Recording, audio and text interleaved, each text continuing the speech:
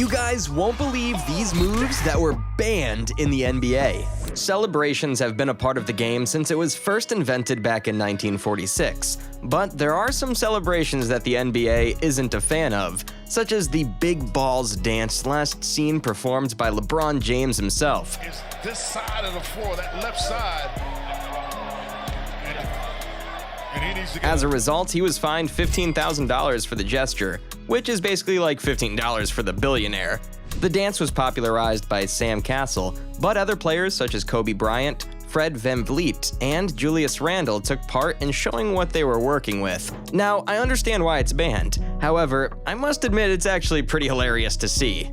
Everyone unfortunately remembers Zaza Pachulia. If not, just know he was a player more known for his dirty antics than his actual skill on the basketball court. So dirty that there was a Zaza Pachulia closeout rule implemented. Back in 2017, during Game 1 of the Western Conference Finals, Zaza closed out on Kawhi Leonard, shooting a three-pointer. He gave Leonard no room to land, which in result led him to step on Zaza's foot and twisting his ankle, causing him to miss the rest of the playoffs. Doing this is now banned. A shooter must be given enough space to land in order to prevent similar injuries like that one.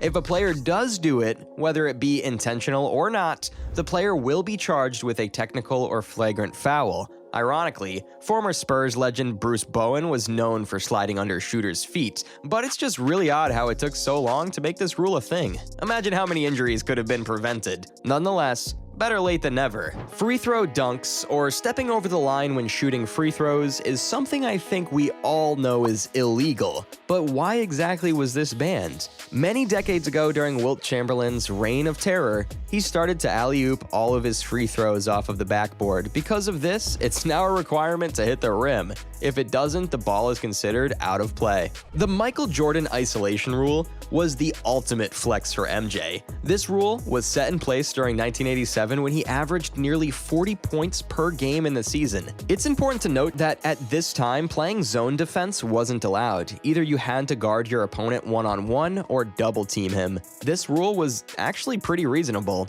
It read, teams are prohibited from putting more than 2 men on the side of the court away from the ball below the foul circle. A violation would result in a loss of possession. For example, let's say a team's star player has the ball in a corner. The team isn't allowed to have 2 teammates standing alongside each other in the opposite corner, because then there wouldn't be anyone in the lane to contest after the star player had gotten past their original defender. Yeah, MJ was just that dominant. There aren't many things worse as a fan than seeing a player take a full 2 hours between each free throw. I'm talking about you, Giannis. He needed to change the way he did it. His analytical people tell him, but often you never use it.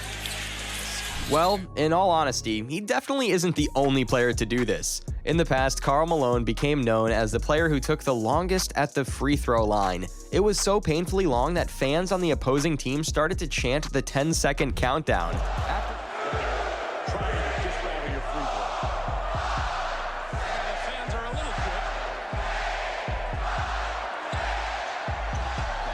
After Malone, Dwight Howard took the torch of having the longest free throw ritual back when he played for the Orlando Magic. But now if a player violates this rule, you will lose 1 foul shot. This actually happened to Giannis in 2016 and again in 2022, so it's become a regular occurrence throughout his historic career. Even Russell Westbrook hilariously called him out for it at the free throw line mid-game by doing the countdown. It isn't common to see players trying to steal jump balls, and there is actually only one guy in recent history known for pulling it off, or attempting to. Jared Dudley, who at the time played for the Phoenix Suns, had to jump with Lakers center Andrew Bynum, who towered over Dudley in height. Due to that, he knew he had no chance of out-jumping a 7-footer. Instead of jumping, he went for the steal, as Bynum was tipping the ball to his teammates. The funny thing is that the refs didn't even make the call when it happened. Dudley came away with the steal and passed it to his teammate, who was fouled and had to shoot free throws. The Lakers obviously were upset, protesting what just happened, which in result led to the refs reviewing the play, but to no avail, they let the play stand. According to the NBA rulebook, it's stated that neither jumper may catch the tossed or tapped ball until it touches one of the 8 non-jumpers, the floor, the basket, or the backboard. The refs were definitely in the wrong here. In 1976, the hand-checking move was implemented in order to give defenders more of an edge, especially when going up against elite gifted scorers. Hand-checking was allowed only if it didn't stop the offensive player's progress. However, over the years, the move had gotten more and more backlash because defenses would say that they were just being physical and the offense would strongly disagree, saying that they were just committing fouls every possession. It wasn't until 2004 that hand-checking was completely demolished. This was hands down the single rule that changed perimeter play as a whole. It heavily benefits shooters. A defender can't make contact unless they want to take a ride to the bench after picking up what everyone calls cheap fouls. It also protects shooters at the same time, preventing those dirty closeouts we mentioned earlier. When you hear a rule called the no punching rule, you would probably assume it referred to physical altercations, which to a certain extent is correct, but it goes a little deeper than that. Players are banned from any move that involves punching the ball. We're all familiar with players such as LeBron James slamming the ball down in frustration. That's actually allowed as long as the player who hits the ball has an open fist. If it's closed, then that's where that'd be breaking the rule. The reason for this is because punching the ball can be unpredictable and could end up hitting someone in the crowd. Just watch this play of a frustrated Kevin Durant throwing a fastball into the crowd, and you'll start to see how this could easily injure a fan. Players have also been fined for doing this, such as Andre Iguodala and DeMar DeRozan. During the 2012 season, flopping was officially banned by the NBA.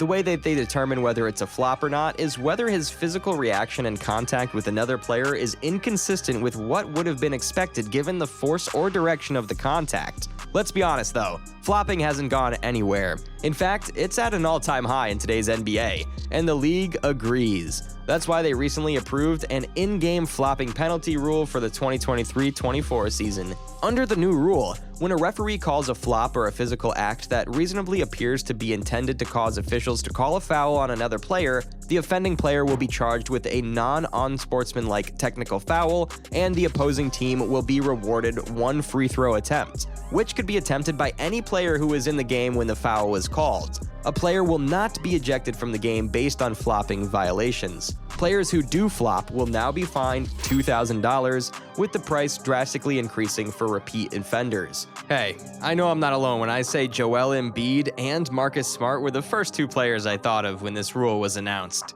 Jumping into your opponents is another action we see even in today's game, but back then Dwayne Wade was notorious for pulling this off. He was a master at pump faking, then jumping into the body of his defender who fell for the move. It was nearly impossible to stop, especially when a Hall of Famer is the one doing it. DeMar DeRozan is someone who does it shockingly similar to Wade, but Trae Young undoubtedly receives more backlash for doing so. This move can result in an offensive foul, only if the shooter jumps into the defender in an unnatural manner. It isn't necessarily banned, but kicking or swinging your leg out while shooting is banned if the shooter is the one who initiated the contact first. The rule regarding this is very unclear, and the consistency in which this is called is faulty as well. I do expect the league to crack down on this further sooner or later. If you enjoyed this video, make sure to check out this one on your screen now.